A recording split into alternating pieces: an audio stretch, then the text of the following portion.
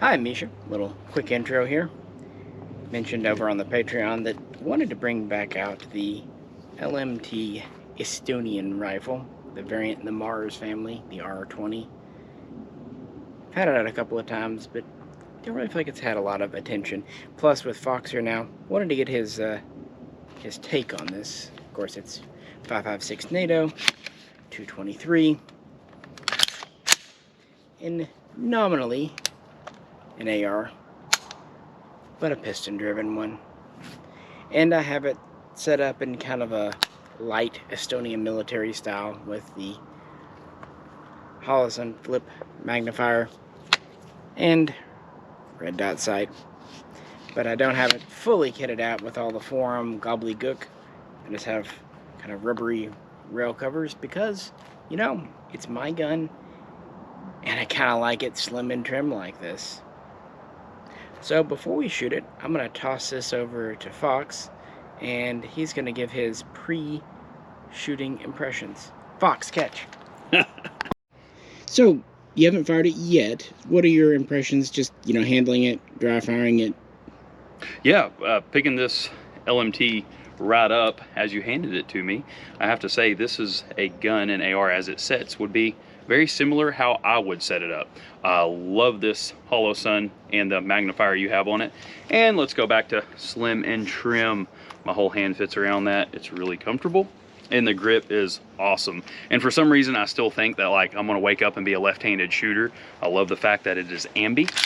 And this charging handle is so satisfying to charge. Safety, extremely smooth. But man, that trigger, wow, very, very crisp. And this adjustable buttstock is really smooth to adjust to. And yeah, I really like the way this whole thing's set up. Looks like you've got some really heavy duty LMT iron sights on there. And honestly, I don't think me myself would change a whole lot about this, but as far as quality, you can just, who hasn't handled a cheap AR-15 and then getting your hands on a quality AR-15, you really get to feel how awesome this thing is. I thought you were saying it was a cheap gun. No. Compared to a cheap gun, you can definitely see where quality stands out. Hey, don't you know they're just as good? Well, of course, $399 versus $299. I mean, duh. So, what I like to do when I get a gun, I'd usually do a preview video. It's good to have initial impressions and kind of capture the excitement of, well, something new. But you need time. Time to shoot, time to mess around with, time to familiarize. So, somewhere between half a year and a year later, I like to give the gun a full review and update, and hopefully share with friends and family. And that's what we're doing now. My first video on this Estonian R20 rifle was a preview, and it was done on a day where we were pretty busy. Nevertheless, just to refresh your memory, here are its very first shots. First shots out of the Estonian.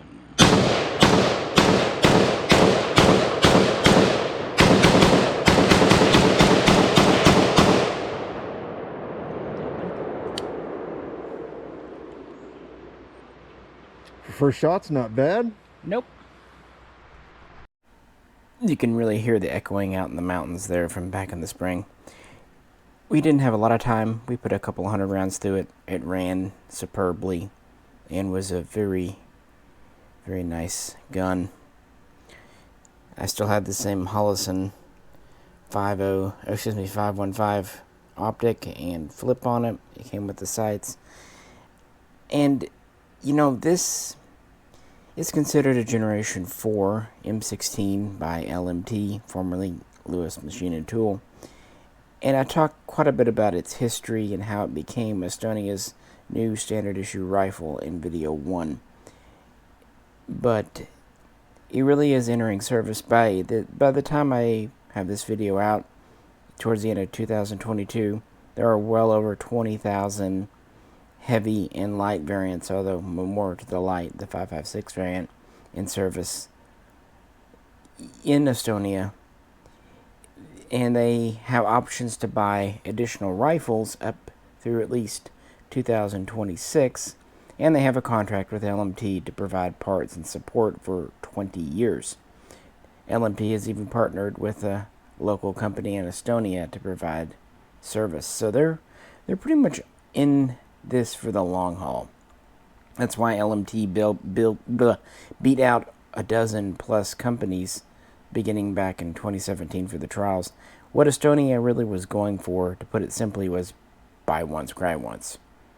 They wanted dependability, durability, good ergonomics, adaptability, upgradability, and of course, accuracy, but mostly durability.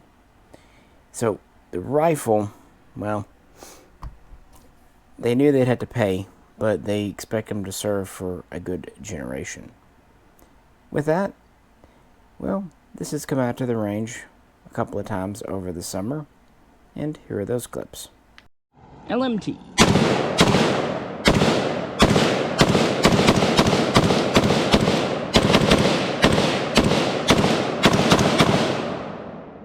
She held open.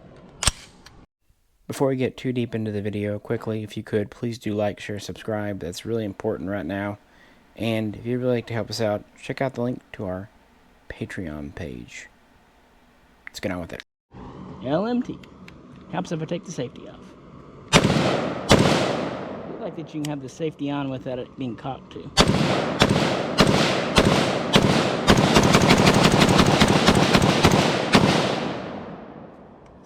Held open. Yeah, with this trigger, even when it is not cocked, you can put the safety on. Very HK 416 MR556.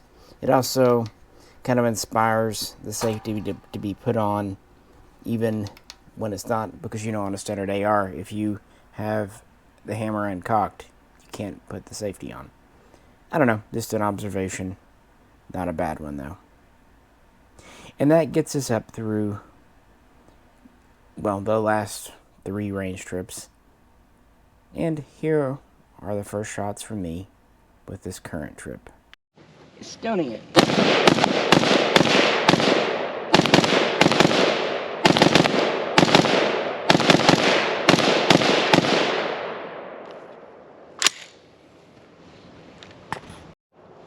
Why not?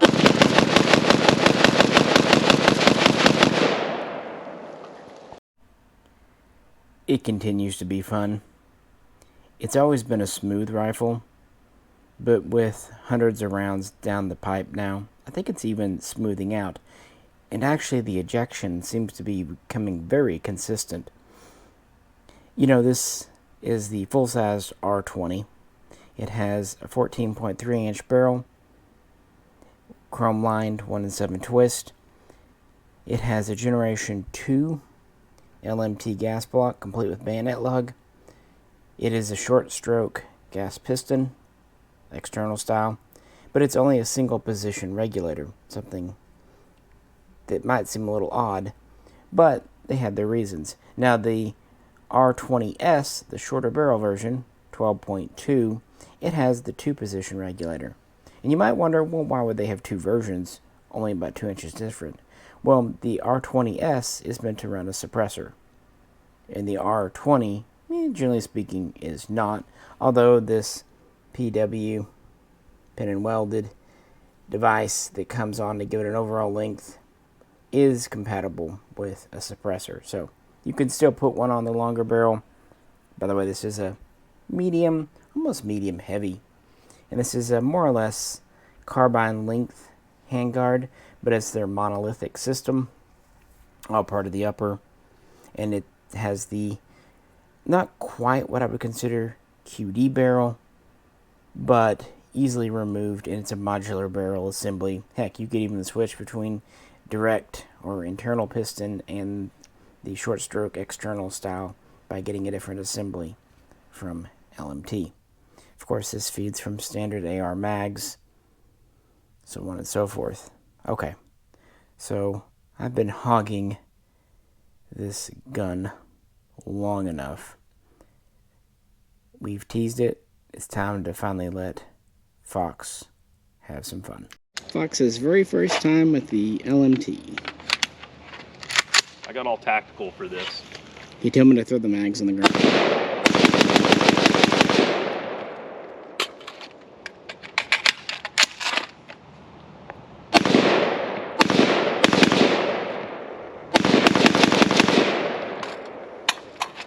I can tell you ejection is very consistent. Almost every shell is hitting me right in the crotch. So when I was when I was recording you, they were just hitting me in the knuckle and camera. So I'm closely hitting you in the knuckle. Here, let's shut aim this way.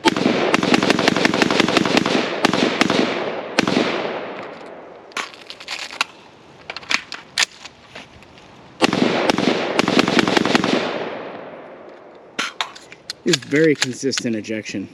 Very consistent shooting. This thing is awesome. Golly, hey, it got some of my little bit of scruffle beard hair. It's in your buffer tube. Sweet. See? Oh, it fell out. The first video we did, I had just thrown these optics on at the cabin there. Obviously, I wasn't really shooting through them. And this time, Fox was bore sighting. You know, Jay used to say that I was always good at getting optics on, at least getting them kind of ballpark zero. And yet again, when I put it on, it lined up correctly. At least, you know, it didn't require a lot of click adjustments for close range shooting, so that was handy. I did get the right riser on. Some other things he noticed, he really likes this pistol grip. A lot of people do. And he really likes this buttstock. By the way, like you said, if there's any hair left, it's his. This kind of dry film coated tube. This is considered an LMT tube, although this is that SLK Magpul stock. But he commented on how smooth and just even that was. I think even in the original video I noticed that. And as he said, even in his preview, he likes the forearm setup and arrangement. Yeah, well, you saw his reactions there. Let's keep on. One thing I noticed with this Estonian, thanks to the enlarged charging handle, you can actually still charge it with the magnifier offset like that. Just something I observed.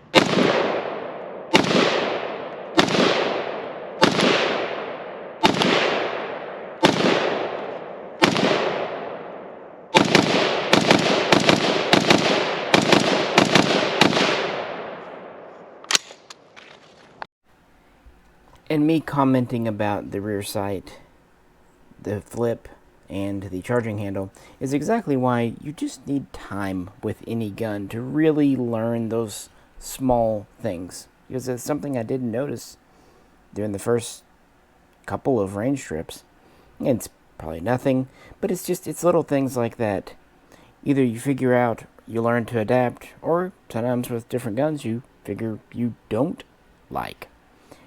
It just takes time and experience, and nothing can replace first-hand experience. Plus, it's a hell of a lot of fun, too. Estonian again.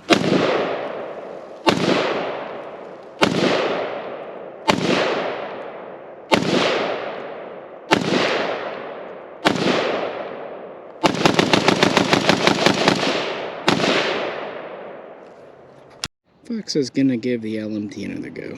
You forgot to throw the mags down. Damn it.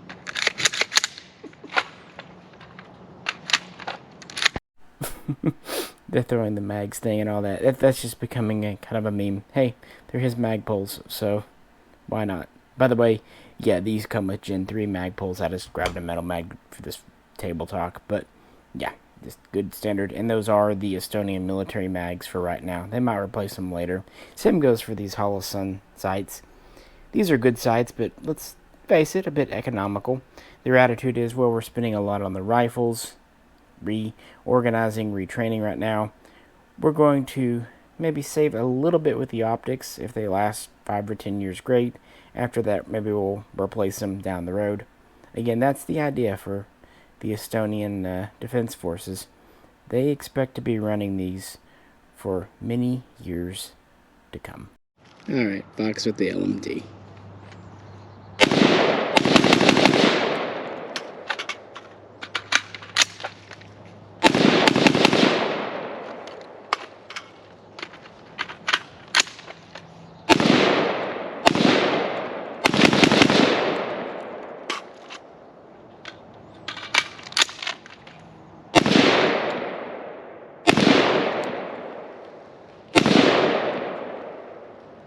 Oh, iron sights up.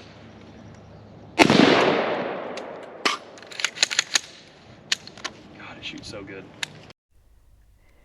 Fox definitely commented more than a few times about these LMT sights. Are they spendy?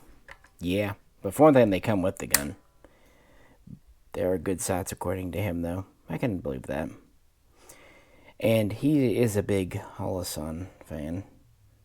So it's a happy coincidence that not only is that what he likes, but also that is what's correct for this gun. You have about 14 inches of continuous monolithic real estate on top pick rail. So that should be plenty of space for a 223 gun with a barrel under 14.5 inches. I really do like this M-lock handguard. This comes with 3 covers. I added a couple more to make this purely round. Now, a military gun would probably have a foregrip. Definitely would have a Surefire or Streamlight type thing. And probably an infrared laser. Could I put those on? Sure. Should I? Maybe, if I'm going to go clone correct.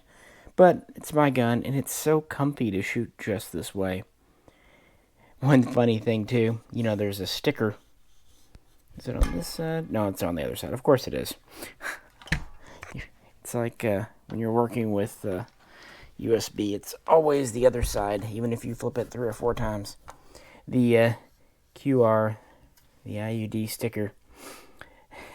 A few people at the range with this honestly thought it was something that needed to be peeled off, so I had to say no.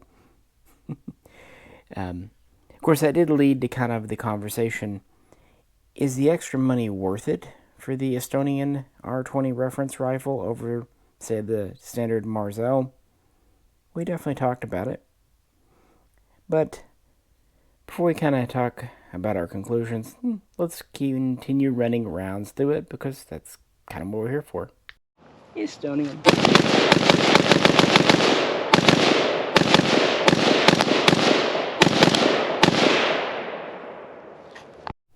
And by this point, I'm getting a pretty darn good feel for this gun.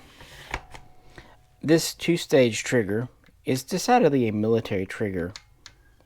It just happens to be a really nice one. And I do like this kind of enlarged, enhanced winter trigger because, Estonia, they wanted these to be able to run in all kinds of environments. In the colder weather, if it was going to be used at home, because let's face it, they're neighboring Russia, and but they also considered that they might have to deploy these on operations with NATO, so they would need to work in deserts or tropicals or wherever else. So there you go. They also purchased 40mm grenade launchers, and interestingly, they actually use a pick rail adapter on the M-lock handguard to attach the launcher. And even though we've been shooting it quite a bit, it is not heating up. Of course, it is rather cool and breezy out, but yeah, we didn't notice any heat or anything generated. Guys, we noticed nothing, at least bad. Smooth, consistent, and it was taking every mag we threw in it. We at least tried a dozen mags that day, although I think most that day were mag pull. But with that, we are nearing the end. Fox is going to do the last mags through the LMT as we start to lose some daylight.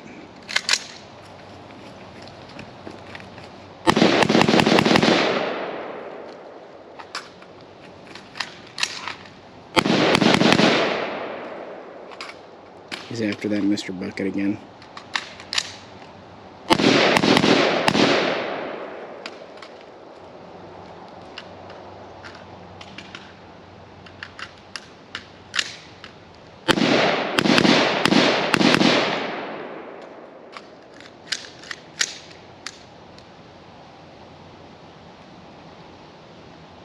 Got it. I'm not actually sure if he ever did defeat Mr. Bucket there.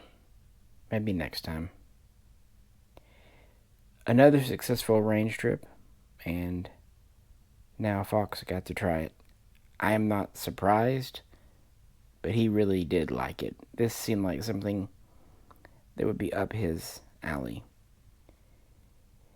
And it is up mine too, which might seem a little different, but it has a couple of things that really speak to me. For one, it's a military gun, specifically a reference rifle. And I'm a combat collector, and Estonia's position now within NATO, once amongst the Warsaw Pact, it's interesting. And it's interesting that LMT is getting a lot of military traction. They were founded as far back as 1980, but really it wasn't until around 2010, 2012 they started to really gain military contracts of note. Britain, New Zealand, now Estonia. And each time they get one, it seems like it becomes bigger and bigger. So good on them. And there's a lot of innovation here, but it's still clearly an AR-15. So I like that it's military. I also like that it's durable. I love guns that are built for the long haul. That's one of many reasons I like the Swiss 5.50s, and for that matter, Kalashnikovs. I don't mind paying, but yeah, definitely like Estonia, I'm a fan of buy once, cry once. If I put money down on something, I expect it to last, barring just freak accidents. So far, after over half a year shooting this, and over 1,000 rounds through it, we haven't had any failures. And it's digested all kinds of ammo, from pretty high-end stuff like SIG and some Black Hills, all the way down to Wolf. Although I wouldn't let them put Tula in it, just because, we have to have our limits, correct? So, any final thoughts? And, how does this stack up against other piston ARs? For example, the 416. Turn the light on for you. Bring out any scratches in the finish. Dirt, dust. Haven't cleaned it since we got back yet.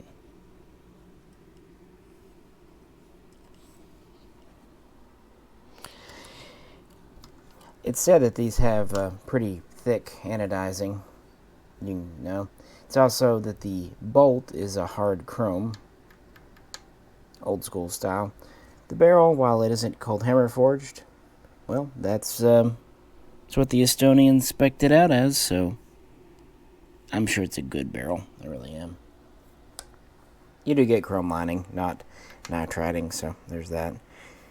The upper to lower still has basically zero play, yet at the same time the pins aren't so stiff you can't push them out easily with a bullet tip or even with a finger in an emergency.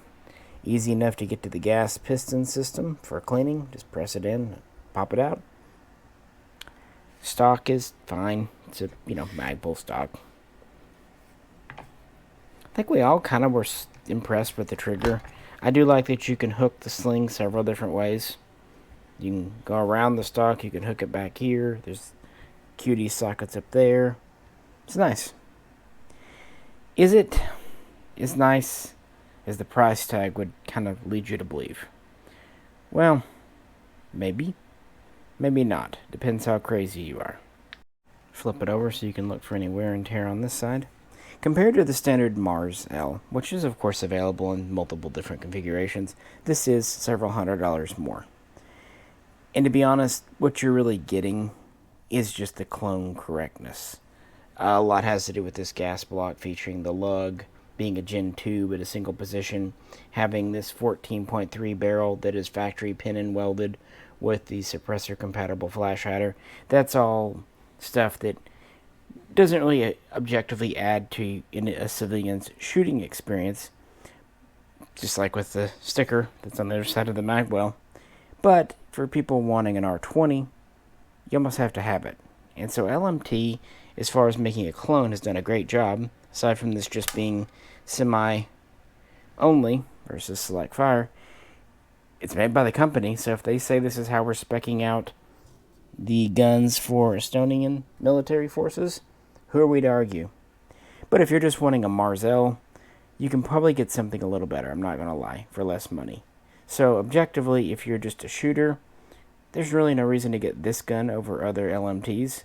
But if you're at all a collector, hobbyist, or enthusiast, or just like the looks of it, well, it might be worth a little more. I think these are around $28 right now, $2,800. That seems expensive, and it is compared to most standard ARs.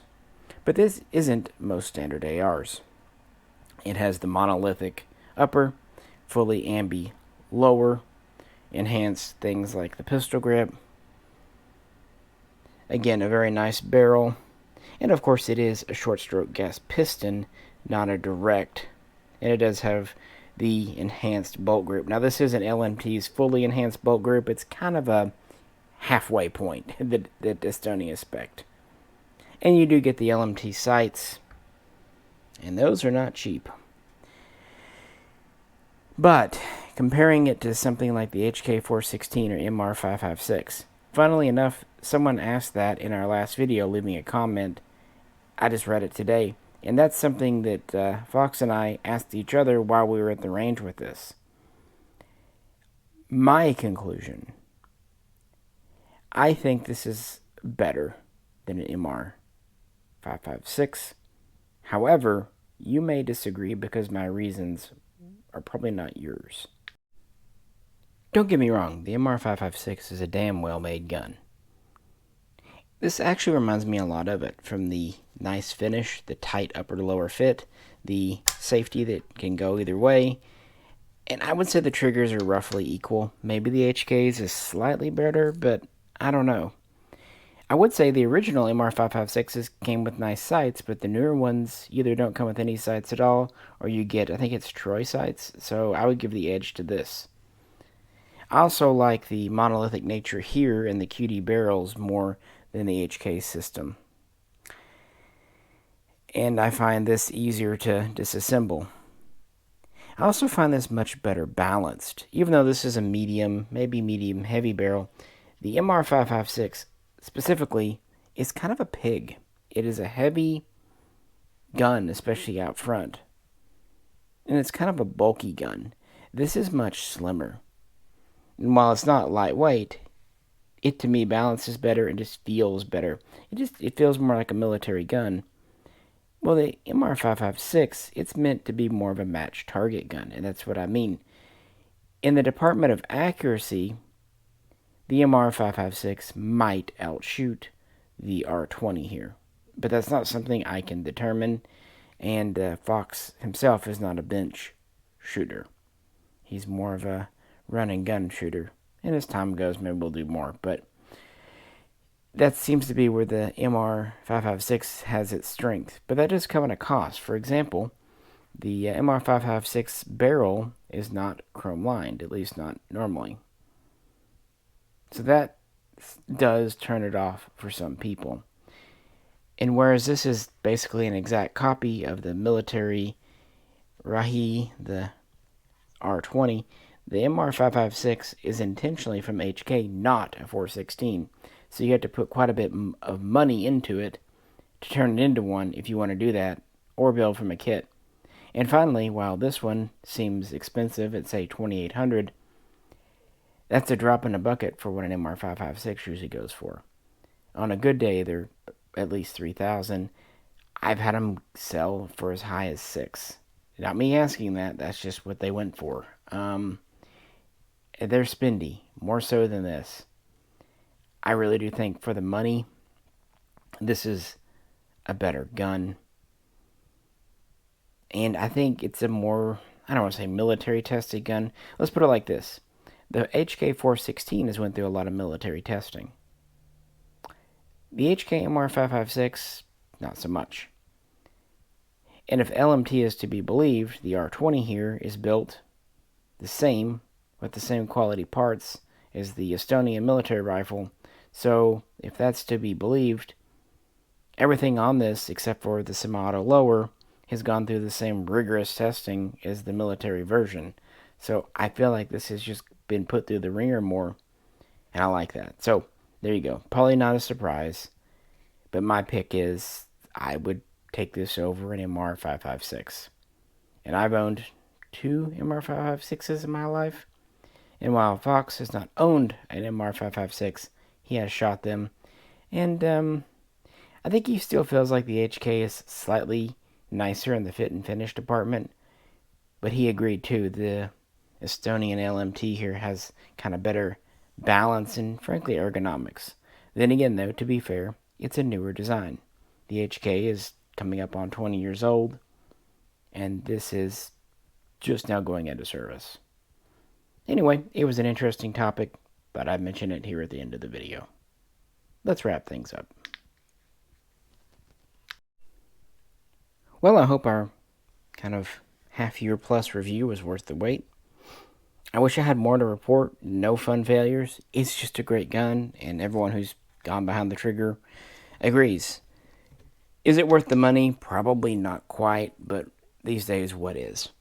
At the same time, once you shoot it, it does feel like a nice gun. It doesn't feel like, oh, this isn't that. If that makes it's a lot like Swiss guns. Swiss guns are probably worth. They probably sell for more than what objectively they're worth, but at the same time, when you're shooting one, you don't think about it, and that's how they are here. And as I said in the original video, I just wanted a high-end AR. I didn't really have one. I have nice ARs, Colts. I've got a Daniel Defense.